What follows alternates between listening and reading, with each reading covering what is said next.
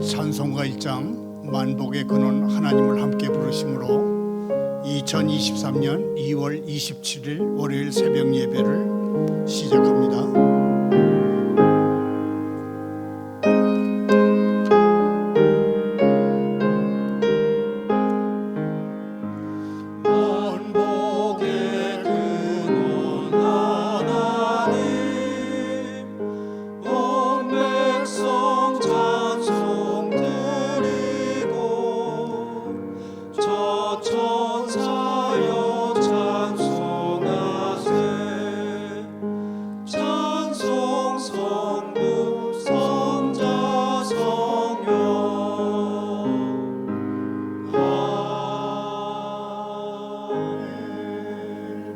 계속해서 찬송가 351장 믿는 사람들은 주의 군산이 함께 부릅니다.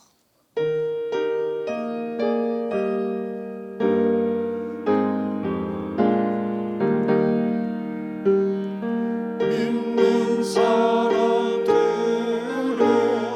주의 군산이 앞서가신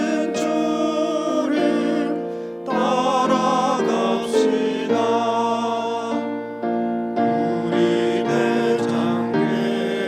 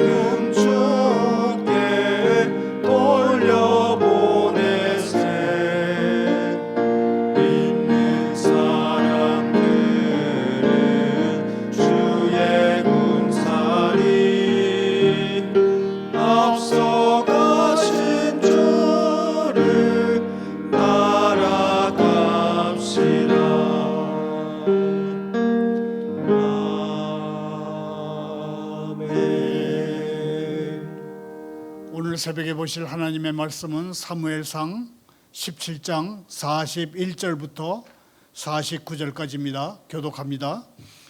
블레셋 사람이 방패든 사람을 앞세우고 다윗에게로 점점 가까이 나아가니라. 그 블레셋 사람이 둘러보다가 다윗을 보고 이신 여기니 이는 그가 젊고 붉고 용모가 아름다움이라. 블레셋 사람이 다윗에게 이르되 내가 나를 개로 여기고 막대기를 가지고 내게 나왔느냐 하고 그의 신들의 이름으로 다윗을 저주하고 그 블레셋 사람이 또 다윗에게 이르되 내게로 오라. 내가 내 살을 공중의 새들과 들 짐승들에게 주리라 하는지라. 다윗이 블레셋 사람에게 이르되 너는 칼과 창과 단창으로 내게 나오거니와 나는 만군의 여호와의 이름 곧 네가 모욕하는 이스라엘 군대의 하나님의 이름으로 네게 나아가노라. 오늘 여호와께서 너를 내 손에 넘기시리니 내가 너를 쳐서 내 목을 베고 블레셋 군대의 시체를 오늘 공중의 새와 땅의 들 짐승에게 주어 온 땅으로 이스라엘의 하나님이 계신 줄 알게 하셨고 또 여호와의 구원하심이 칼과 창에 있지 아니함을 이 무리에게 알게 하리라. 전쟁은 여호와께 속한 것인즉 그가 너희를 우리 손에 넘기시리라. 블레셋 사람이 일어나 다윗에게로 마주 가까이 올 때에 다윗이 블레셋 사람을 향하여 빨리 달리매 손을 주머니에 넣어 돌을 가지고 물매로 던져 블레셋 사람의 이마를 치매 돌이 그의 이마에 박히니 땅에 엎드러지니라. 아멘.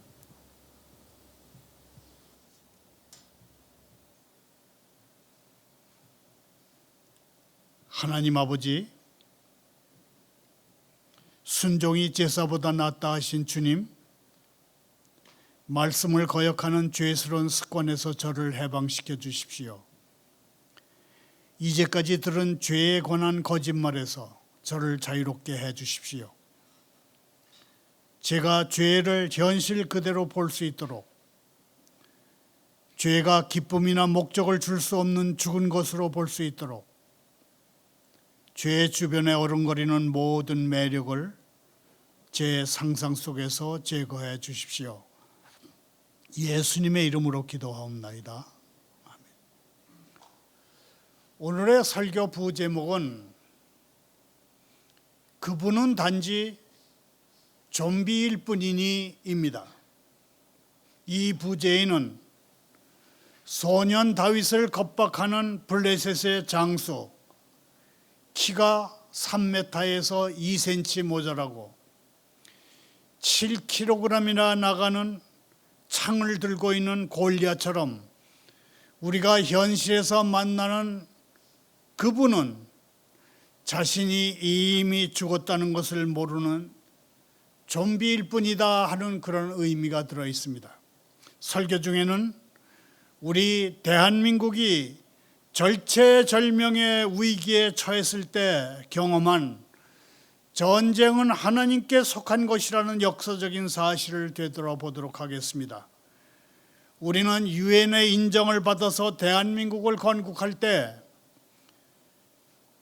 그리고 6.25 전쟁이 터지고 신속하게 유엔군이 이 땅에 와서 참전할 때 전쟁은 하나님의 것이라는 것을 실감했습니다.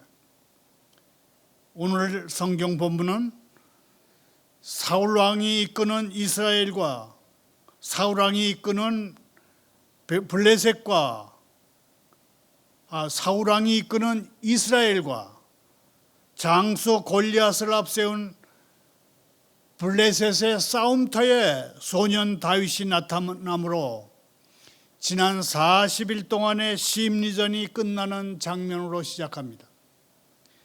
이 사건에서 우리가 눈여겨볼 것은 다윗과 골리앗의 판단 기준과 그들이 들고 나온 무기의 종류들입니다.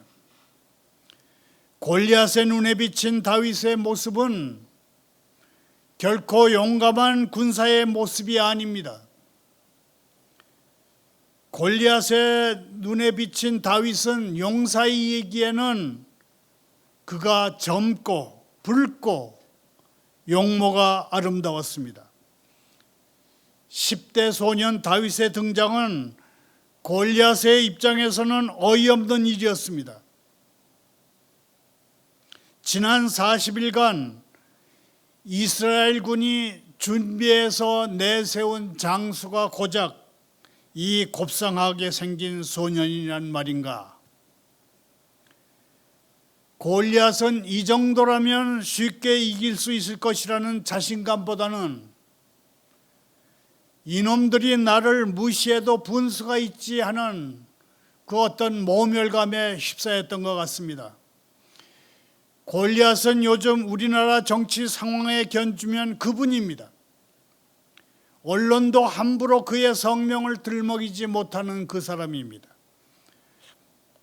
모든 법의 체계적 기초이자 다른 법률이나 명령으로 변경할 수 없는 것이 헌법인데 단지 수적 우세를 믿고 헌법도 무력화시킬 수 있는 입법권을 해프게 쓰는 다수당의 대표가 우리 시대의 골리앗 같은 그분입니다. 건설공사 현장에서 불법적으로 인사관리, 노무관리를 하고 태업과 파업을 얼마든지 부추길 수 있는 귀족노조의 우두머리들이 우리 시대의 그분들입니다. 골리앗 그분은 10대 소년 다윗과 겨루는 말도 안 되는 대결이 자신이 죽음으로 끝나리라고는 상상도 못했음이 분명합니다. 그래서 다윗에게 이렇게 외칩니다. 네가 나를 개로 여기고 막대기를 가지고 내게 나왔느냐? 그러면서 그의 신들의 이름으로 다윗을 저주했습니다. 골리앗은 자신이 내뱉는 말의 의미를 몰랐던 것 같습니다. 그는 막대기만 보았습니다. 다윗의 진짜 무기인 물매, 무린매를 의식하지 못했습니다. 우리는 성경에서 무린매가 능숙한 사람의 손에 주어지면 무시무시한 무기로 변하는 것을 봅니다. 사사기 20장 16절에 베냐민 지파는 왼손으로 무린매를 쓸 수 있는 군대를 보유하고 있었습니다. 이 모든 백성 중에서 택한 700명은 다 왼손잡이로 물매로 돌을 던지면 조금도 틀림이 없는 군사들이었습니다. 역대상 12장 2절에도 다윗이 사글락에 숨어 있을 때 그를 도우려 온 용사들의 손에는 활이 있었고 좌우 손을 올려서 돌을 던질 수 있는 물매도 있었고 또 화살도 썼는데 다윗을 도우려 온 용사들이 물매를 쏘면 머리카락 하나도 빗나가지 않고 마쳤다는 그런 기록이 있습니다. 소년 다윗이 무린매를 가지고 천하의 명성이 자자한 장수 골리앗에 맞서는 장면에서 우리가 알 수 있는 것은 이스라엘이 크고 강한 것을 추구하게 되면 결코 블레셋을 이길 수 없다는 것입니다. 약자가 승리하기 위해서는 전략 전술에서 비대칭 전법과 비대칭 무기를 동원하는 것입니다. 적이 두꺼운 갑옷과 무거운 창으로 무장하고 근접전 백병전을 하자고 나오면 약자는 좀 멀리 떨어져서 날카로운 무기를 가지고 원격전 기동전을 펴야 하는 것입니다. 골리앗이 나를 개로 알고 그깟 몽둥이를 들고 나왔냐고 떠벌리자 일개양치기 소년 다윗은 담대하게 이렇게 말합니다. 너는 당신도 아닙니다. 장군님도 아닙니다. 너는 칼과 창과 단창으로 내게 나아오거니와 나는 만군의 여호와의 이름 곧 네가 모욕하는 이스라엘 군대의 하나님의 이름으로 내게 나아가노라. 오늘 여호와께서 너를 내 손에 넘기시리니 내가 너를 쳐서 내 목을 베고 블레셋 군대의 시체를 오늘 공중의 새와 땅의 짐승들에게 주어서 온 땅으로 이스라엘의 하나님이 계신 줄 알게 하겠고 또 여호와의 구원하심이 칼과 창에 있지 아니함을 이 무리에게 알게 하리라. 전쟁은 여호와께 속한 것인즉 그분이 너희를 우리 손에 넘기시리라. 골리앗은 인간이 개발한 최신 최강의 무기를 가지고 싸우러 나왔습니다.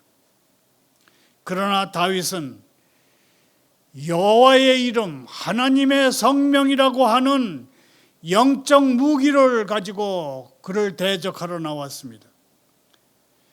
여호와의 이름으로 나아간다고 하는 다윗의 선언은 믿음에 대한 가장 인상적이고 기념비적인 구약의 문구 중 하나입니다. 다윗의 이 선언은 이스라엘이 원수 국가들과 다툴 때 무엇을 가지고 누구를 의지해서 싸워야 하는지 나아가야 하는지를 알려줍니다. 골리앗은 다윗의 이 선언을 어떻게 받아들였을까요? 골리앗은 세상이 어떻게 작동하는지를 모르는 일개 백면서생, 아직 얼굴이 하얀 소년, 어리석은 발언쯤으로 여겼던 것 같습니다. 하지만 우리는 다윗이 나는 지금 여호와의 이름으로 나아간다는 선언을 하는 순간 싸움의 결말은 이미 결정됐음을 예측할 수 있습니다. 다윗의 발언은 이스라엘의 하나님 여호와께서 그분의 군대의 명예를 회복하실 것을 암시하는 그런 말입니다. 다윗은 여호와 신앙을 철저하게 고백하고 있는 것입니다. 나는 하나님의 이름으로 나아간다. 다윗의 선언은 성경에 기록된 말씀 중에서 가장 많이 기억되는 말씀일 뿐만 아니라 거룩한 전쟁의 원리를 가장 확실하게 가르쳐주는 매우 뜻깊은 구절입니다. 여호와의 이름으로 나아간다는 다윗의 신앙 고백을 신호로 이름 없는 양치기 소년과 당대 천하가 다 두려워 떠는 최고 용사의 결투가 시작됐습니다.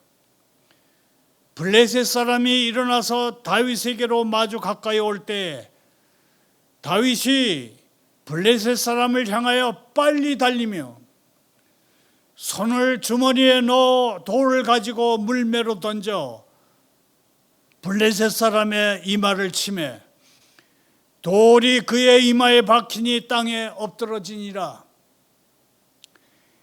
일단 싸움이 시작되자 골리앗은 칼 한 번 휘둘러 보지 못하고 시체가 돼서 땅에 굴렀습니다. 골리앗의 엄청나게 큰 몸집을 보고 사울 왕과 이스라엘 군은 지레 겁을 먹고 떨고 있었습니다. 그러나 다윗은 달랐습니다. 다윗이 볼 때 골리앗은 자기가 가진 돌로 맞추지 못하기에는 너무나도 큰 관역이었습니다. 허풍을 떨던 골리앗은 그냥 걸어다니는 시체, 좀비였던 것입니다. 아직 오지 않은 날들을 위하여라는 책을 쓴 파스칼 블류크 네로 작가는 영화 속의 좀비는 자기가 살아있다는 것을 모르는 죽은 자이고 현실의 좀비는 자신이 이미 죽었다는 것을 모르는 자라고 말했습니다. 이 작가의 말 맞다나 골리앗 그분은 현실적 좀비였습니다. 자신이 이미 죽었다는 것을 모른 채 걸어다니는 몸이었습니다. 물매 한 방에 가버리는 모습은 수만 명의 이스라엘군을 40일 동안이나 공포의 도가니로 몰아넣었던 거인 용사의 종말이라고 하기에는 참 어이가 없다, 그런 느낌이 듭니다. 여호와의 군대를 비웃는 강자의 종말은 이런 것입니다. 40일 동안이나 공포의 도가니로 몰아넣었던 거인 용사지만 그 종말은 이런 것입니다. 여호와의 군대를 비웃는 강자의 종말은 이런 것이며, 여호와를 의지하는 사람에게는 어떠한 상황에서도 절대적인 승리가 주어진다는 것을 우리에게 확인시켜주는 사건입니다. 다윗이 골리앗을 물리치고 영웅이 된 데에는 하나님의 명예를 지켜야 한다는 열정과 하나님이 자신을 보호하시리라는 확고한 믿음, 열정과 믿음, 두 가지 요인이 작용했습니다. 다윗의 승리는 단순히 이스라엘의 구원과 블레셋 사람의 실패를 의미하지 않습니다. 그 승리는 온 세상이 가슴 졸이며 지켜보는 가운데 하나님이 그분의 영광을 드러내셨다는 것을 의미합니다. 나이 어린 다윗이 하나님만 의지하고 하나님의 이름으로 골리앗을 이긴 일은 여호와께서 이스라엘과 언약을 맺으신 하나님으로서 이스라엘을 구원하시는 분이시라는 것을 온 세상에 알리는 사건이었습니다. 사무엘서 기자는 이 일을 통해서 다윗이 확고한 여호와 신앙을 소유했기에 진정 이스라엘의 왕 자격을 가지고 있음을 확인하고 있습니다. 또한 상징적인 의미에서 다윗과 골리앗의 싸움은 여호와와 블레셋의 주신인 다곤과의 싸움이었습니다. 결과는 옛적에 하나님의 법궤 앞에서 다곤의 목이 부러졌던 것처럼 다곤의 용사 골리앗의 목이 잘렸습니다. 그것도 자신의 칼에 잘렸습니다. 다곤의 목이 자기 신전 안에서 부러졌던 것처럼 그렇게 목이 달아났습니다. 싸움은 여호와의 절대적인 승리, 다윗의 승리, 이스라엘 공동체의 승리로 끝났습니다. 우리 하나님은 이런 분이십니다.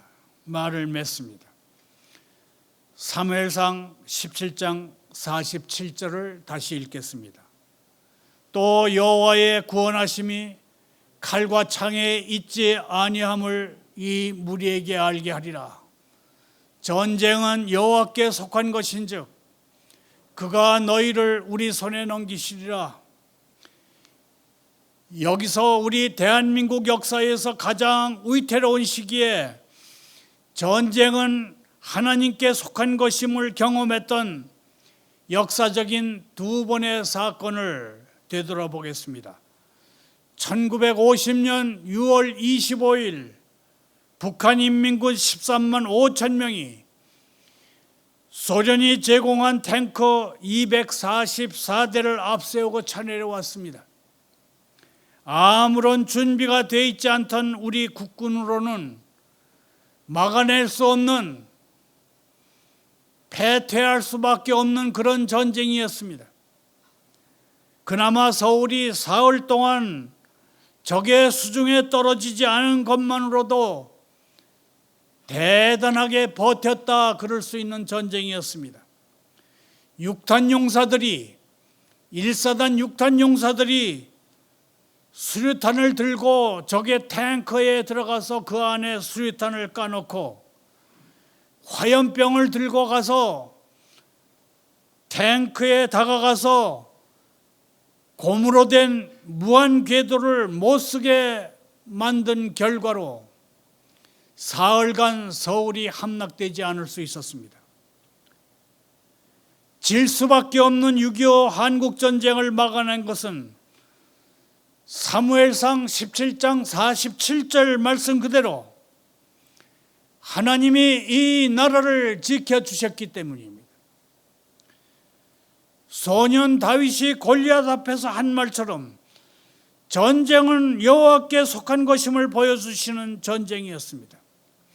그분 골리앗은 엄청난 장군으로서 73년 전 북한 공산군은 골리앗 같은 존재였고 국군은 소년 다윗 같은 존재였습니다.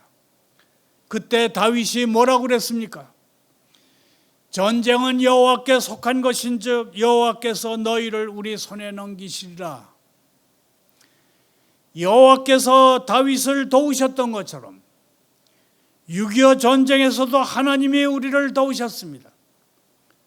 소련과 중공을 등에 업고 북한이 벌인 전쟁에서 우리가 살아남을 수 있었던 데에는 미군을 중심으로 유엔군이 신속하게 전쟁에 뛰어들었기 때문입니다. 그해 유엔 총회는 프랑스 파리에서 열렸습니다. 남북한이 모두 유엔의 승인을 받고자 파리 제3차 유엔 총회의 대표단을 파견했습니다. 이승만 대통령은 장면 박사를 위원장으로 해서 모윤숙, 김알란 여사와 조기봉옥 박사 등 5명의 대표단을 파리에 파견했습니다. 장면 박사를 앞세운 것은 그가 진실한 가톨릭 신자로서 교황청의 도움을 받을 수 있을 것이라는 판단에서였습니다. 파리 유엔 총회는 그해 12월 12일 남북한 건국안을 표결로 처리하고 폐하게 돼 있었습니다. 소련 대표는 대한민국 건국안 토의가 시작된 첫날부터 의사 진행 방해를 통해서 건국안 자체가 표결에 붙여지지 못하게 하는 작전을 썼습니다. 코리아 대한민국은 독재자 이승만이 다스리고 미군의 앞잡이라는 것이 소련 대표의 반대 이유였습니다. 소련 대표가 2시간 떠들고 내려가면 이어서 헝가리, 독일, 동독, 체코 대표가 시간을 질질 끌면서 의사 진행 방해 발언을 해서 표결할 시간을 다 소비해버리는 그런 작전이었습니다. 유엔 총회 폐막을 하루 앞둔 12월 11일 저녁, 장면 박사는 이대로는 안 되겠으니 오늘 저녁에 어느 교회를 찾아가서 철야 기도를 합시다, 그렇게 제의했습니다. 대표단은 파리 시내 교회를 찾아가서 무릎을 꿇고 기도했습니다. 서울에서는 대통령과 장관들이 퇴근을 하지 않고 국무회의실에서 기도했습니다. 전국 교회에도 기도를 부탁했습니다. 유엔 총회 마지막 날인 1948년 12월 12일, 그날 국가인준을 받지 못하면 대한민국은 말하자면 출생신고를 하지 못하는 것입니다. 예상했던 대로 소련 대표가 마이크를 잡고 이승만은 독재자이고 미군의 앞잡이라며 2시간 발언을 하려고 단상에 올랐는데 갑자기 목에 결절이 생겨서 숨이 턱턱 막히고 소리가 안 나오고 숨이 가빠 쓰러지려고 하니까 급히 그를 부축해서 병원으로 데려갔습니다.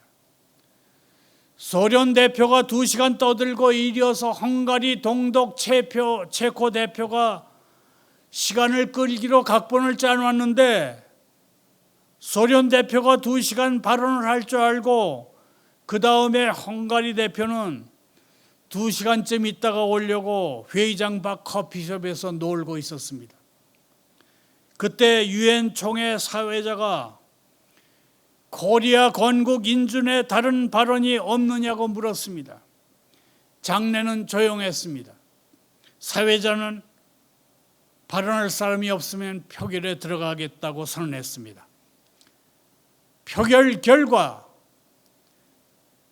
대한민국 건국안은 찬성 48표, 반대 6표, 기권 1표였습니다. 그에 비해서 조선민주주의 인민공화국 건국안은 찬성 6표, 반대 48표, 기권 1표였습니다. 거꾸로 된 것입니다. 기권은 중립국 스위스입니다. 유엔군이 1년 반 후에 그리고 1년 반 후에 대한민국이 건국 인준을 받고 1년 반 후인 1950년 6월 25일 유엔이 독립국가로 인정한 대한민국을 불법 국가인 북한이 공격해 오니까 유엔군이 참전을 하게 된 것입니다. 유엔군이 참전하려면 안전보장이사회의 결정이 있어야 하는데 잘 아는 것처럼 안전보장이사회의 결정은 이사국 5나라의 전원 합의에 의해서만 결정됩니다. 그때 안전보장이사회 상임이사국 5나라는 미국, 소련, 중국, 그때는 중국 대표가 장개석 대만 총통이었습니다. 그리고 영국, 프랑스, 이 5나라 가운데 한 나라 대표만 반대해도 유엔군은 한국 땅에 들어올 수 없습니다. 소련은 반드시 반대할 상황이었습니다. 그런데 소련 대표 야코프 말리크 대사가 출석을 하지 않았습니다. 그래서 나머지 4나라의 찬성으로 유엔군이 참전하게 된 것입니다. 전쟁 발발 일주일 만에 유엔군이 이 땅에 상륙했습니다. 오늘날까지도 소련 대표가 그 중요한 유엔 안전보장 이사회에 참석하지 않은 이유는 역사학자들의 연구 대상입니다. 갑자기 배탈이라도 났던 것인지 아니면 비행기가 늦게 도착했던 것인지. 전쟁은 여호와께 속한 것인즉 For the battle is the Lord's. 우리 크리스찬들은 압니다. 6.25 전쟁에서 대한민국이 망하지 않게 하나님이 하셨다는 것을 우리는 압니다. 다시 성경으로 돌아옵니다. 골리앗 같은 거대한 세상에 비하면 우리는 너무나 작고 무르고 약합니다. 그래서 위축되기가 쉽습니다. 이럴 때 우리에게 필요한 것은 하나님께 우리의 시선을 두는 것입니다. 세상에 집중하면 우리 안에 두려움과 걱정만 더 커지기 때문입니다. 하나님께 전적으로 집중하면 두려움은 사라지고 삶의 어떤 문제보다 더 크신 하나님을 믿고 하나님께 의지하게 됩니다. 대한민국 건국 당시와 6.25 전쟁이 터졌을 때 믿음의 선배들이 그랬던 것처럼 우리가 하나님을 믿고 의지하면 하나님은 우리를 위해서 친히 싸워주실 것입니다. 그분의 명예를 위해서 하나님은 그렇게 하실 것입니다. 진정 세상의 위협 앞에 움츠러들지 않고 오로지 하나님만 바라봄으로 승리를 맛보며 나아가는 오늘 하루, 또 새로운 한 주간이 되기를 소원합니다. 감사합니다. 기도합니다. 하나님 아버지, 전쟁은 하나님께 속했나이다. 전쟁은 하나님의 것이옵니다. 70여 년 전 소년 다윗 같은 이 나라를 위해서, 골리앗 같은 소련을 무릎 꿇리신 주님을 기억하옵니다. 그 거대한 세력의 후신인 러시아와 한 패거리 된 중공과 북한이 다시 이 나라를 위협하고 있나이다. 주님이 온전히 다스려 주옵소서. 그들의 강탈과 탐욕을 드러내시고 교만과 허위를 꾸짖어 주십시오. 그들에게 있는 죄들은 저희 마음속에도 있나이다. 주님의 판단 아래 저희를 내려놓고 용서를 구하오니 들어 주옵소서. 예수님의 거룩한 이름으로 기도하옵나이다.